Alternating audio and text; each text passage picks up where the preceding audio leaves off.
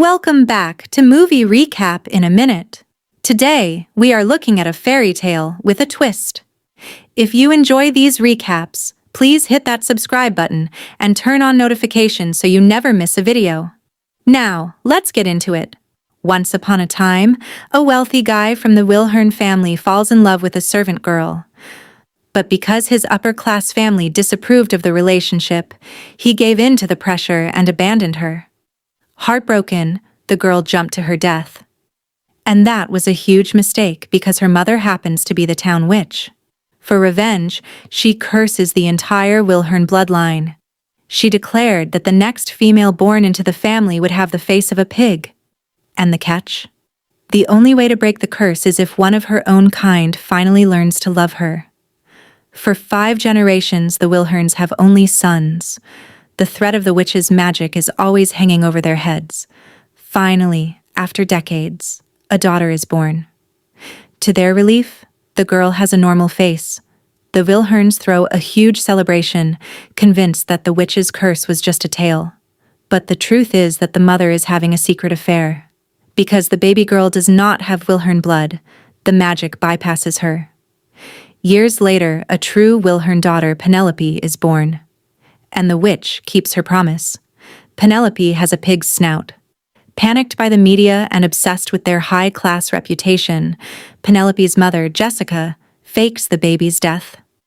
She locks Penelope away inside their mansion, completely hiding her from the outside world. Time passes, and Penelope grows into a smart and kind girl. But her mother is strictly obsessed with breaking the curse.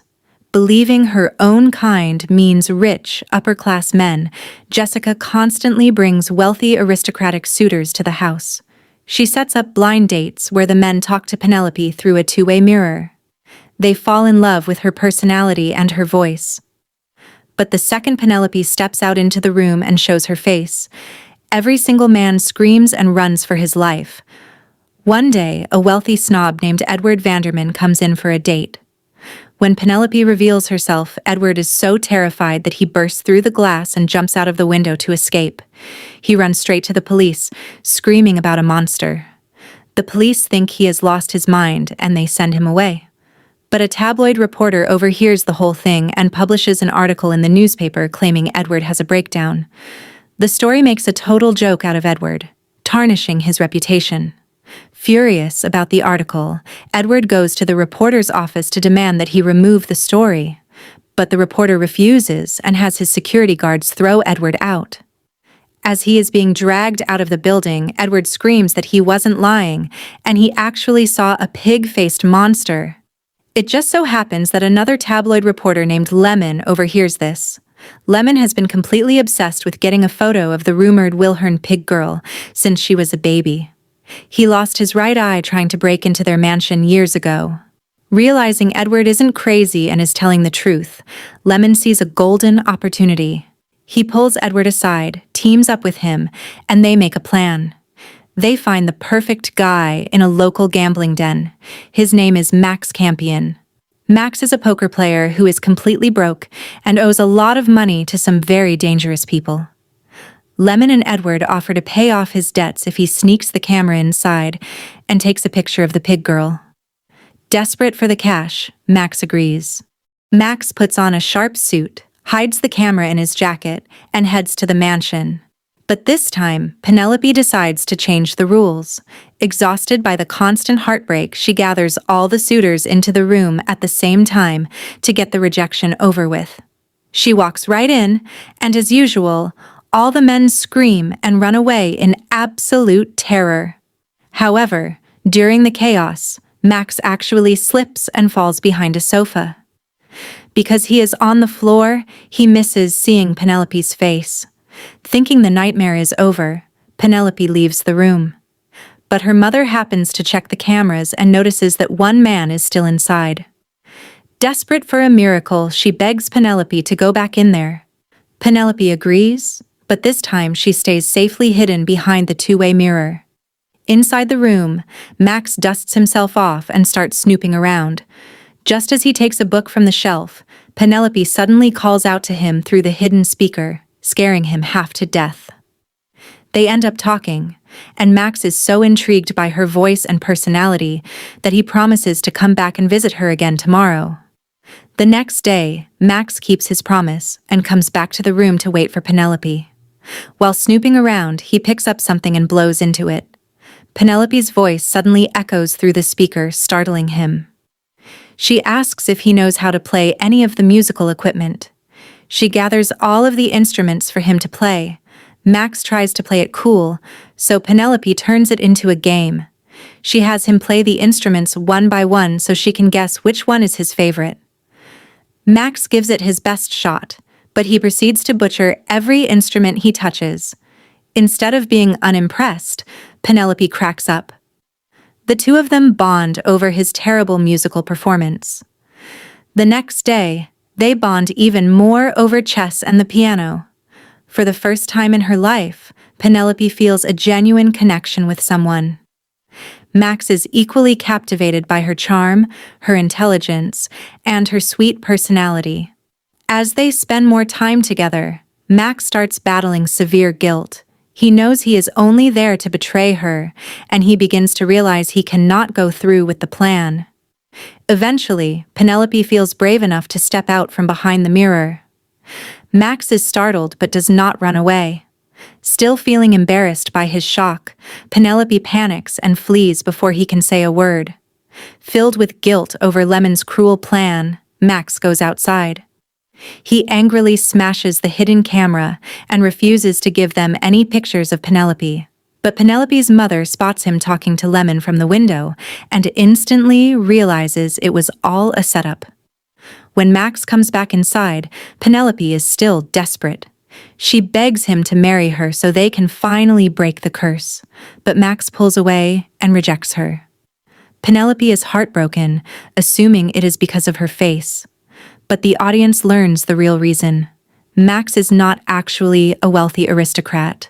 Since he is not one of her own kind, he knows he cannot break the curse and feels completely unworthy of her. Back at the mansion, Penelope finally reaches her breaking point.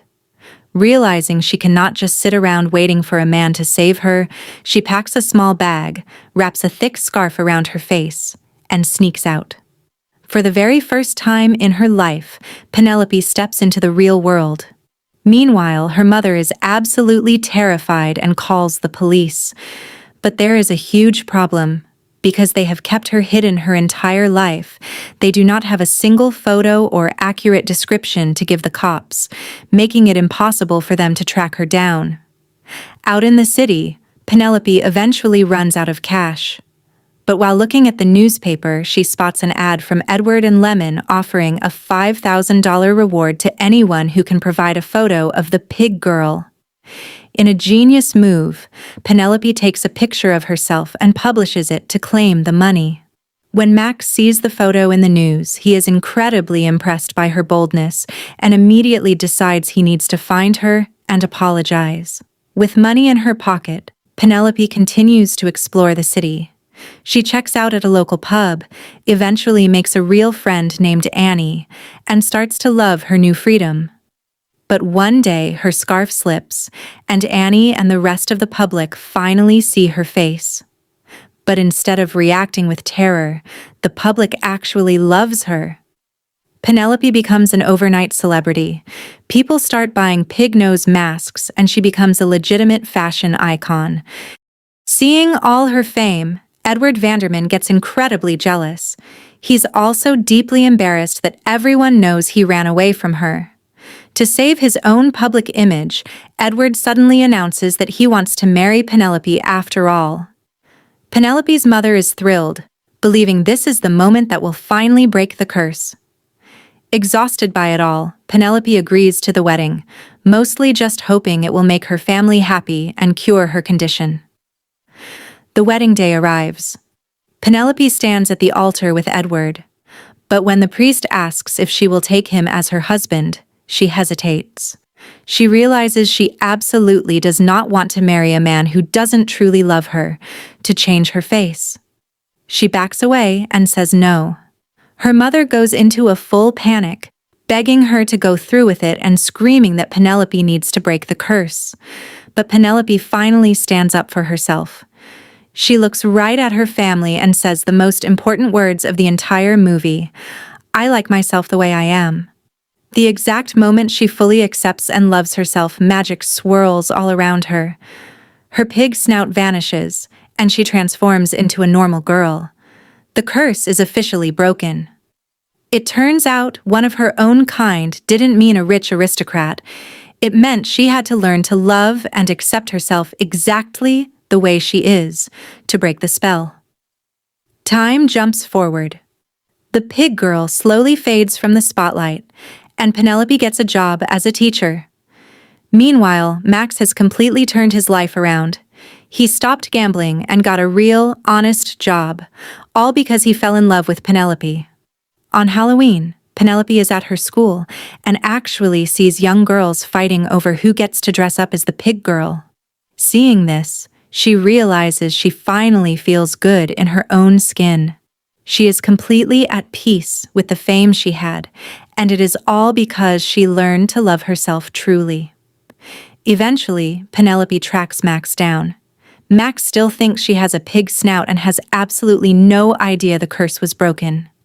When he sees her from behind, he immediately apologizes, finally explaining that the only reason he rejected her was that he knew he wasn't an aristocrat and couldn't break the curse for her. Penelope turns around and reveals her new face, leaving Max completely stunned. He tells her he loved her exactly the way she was, snout and all, and they share a romantic kiss. The movie ends with the two of them happily spending time together in a park. And that brings us to the end of the story. If you enjoyed this recap, please drop a like and share it with your friends.